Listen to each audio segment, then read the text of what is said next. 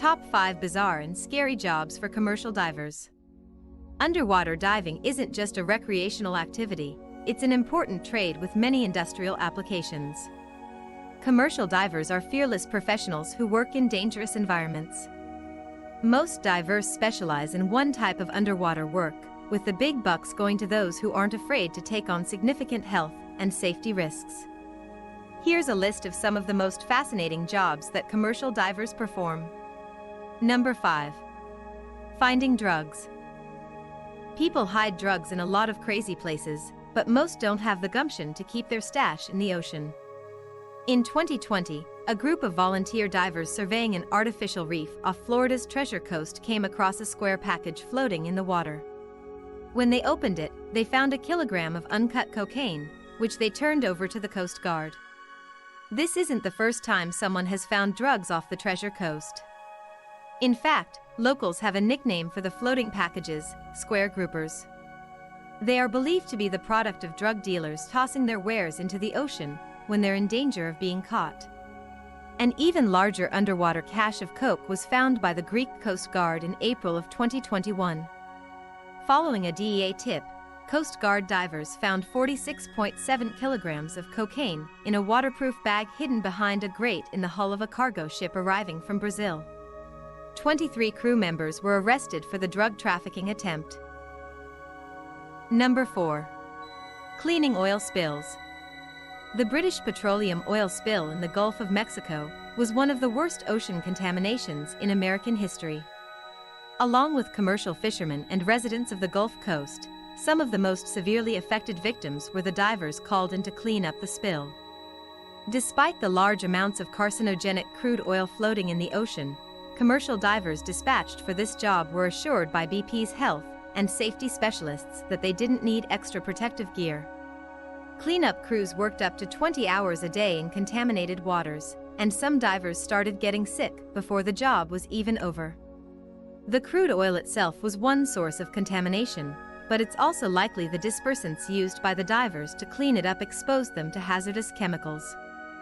This brand of dispersant has been banned for years in the United Kingdom due to its negative health effects.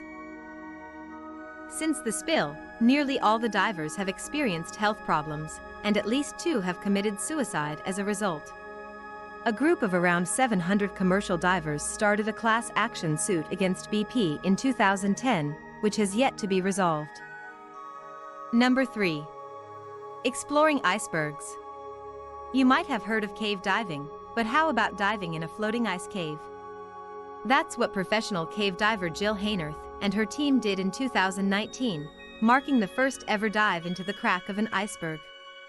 During the descent, Haynorth and her diving companion were pelted by falling isopods, a type of cold water crustacean, which she described as horror story material.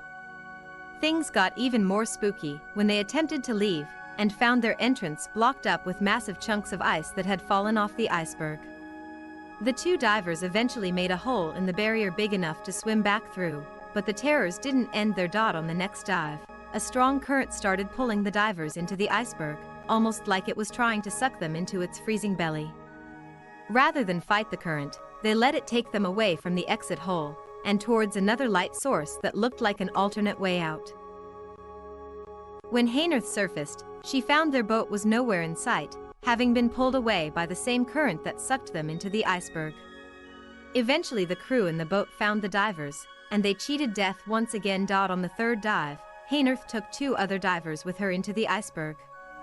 After descending into the crevasse, she realized almost immediately that the current was too strong and gestured to her companions to leave. Only once again, they couldn't leave. After dragging themselves against the current towards the exit, they found themselves unable to get back up the crevasse due to water pouring in. Haynorth came up with the plan of scaling the crevasse wall using tiny holes in the glacier as handholds. After climbing 130 vertical feet of ice, the solemn diver had only one thing to say to her crew: "The cave tried to keep us today." Number 2. Discovering lost civilizations. The mystery of Atlit Yam, the 9,000-year-old well-preserved underground city. No one has yet located the fabled city of Atlantis, but underwater divers have turned up some incredible archaeological finds. Most people would think of shipwrecks as the main target of underwater archaeology, but that's just one of many types of sites excavated by divers. Coastlines are always changing, and some areas that were once dry thousands of years ago are now underwater. These submerged sites include Neolithic villages, like at Lityam in Israel, and more recent seaside settlements like the colonial Jamaican town of Port Royal.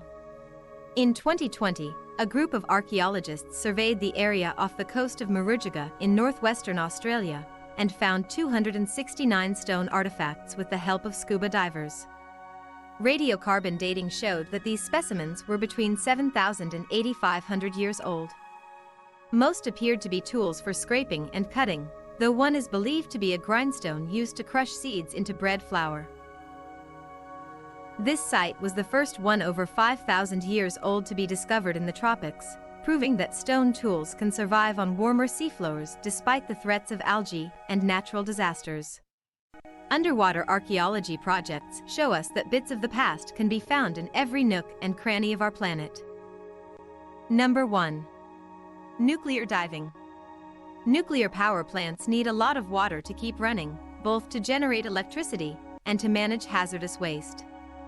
When their water infrastructure needs maintenance, plant managers turn to nuclear divers. A lot of what divers do for nuclear plants is mud work, low-risk tasks like cleaning intake pipes in the lakes that supply the plant's water.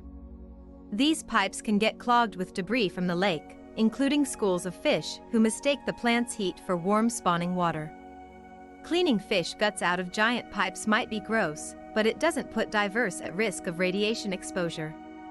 However, they do closely monitor their radiation doses when performing riskier tasks like repairing the underwater carts that move spent fuel rods from reactors to the pools where they are stored. During longer dives in high radiation environments, divers sometimes find their dosimeter creeping up beyond the acceptable maximum.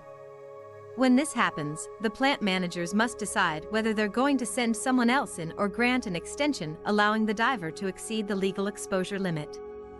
As most nuclear divers will tell you, the big worry isn't one-time exposures, but small doses over long periods, which can have unpredictable effects on human health.